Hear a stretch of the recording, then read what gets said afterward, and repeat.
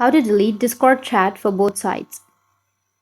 So if you want to delete Discord chat for both sides, then first you need to open up your Discord application and make sure that you're logged into your account. Now, you just need to simply go with a chat, any chat that you're comfortable with.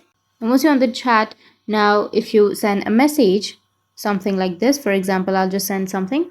And once you send your message, and if you want to delete this message, then what you need to do is just simply go with the right side, which will have the three dots icon. But if you don't have the three dots, just simply tap and hold on to that message and you will get the options right here. You can simply scroll down and tap on delete message and the message will be deleted, right? Tap on yes and it will be deleted. But if you want to delete it from the other end also, then remember that deleting messages on Discord is only one way.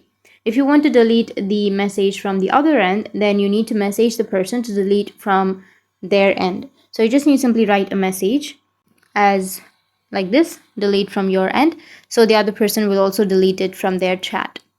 Otherwise, it's not possible just from one side. So that's it, and if you have any questions, feel free to comment below. Thanks for watching.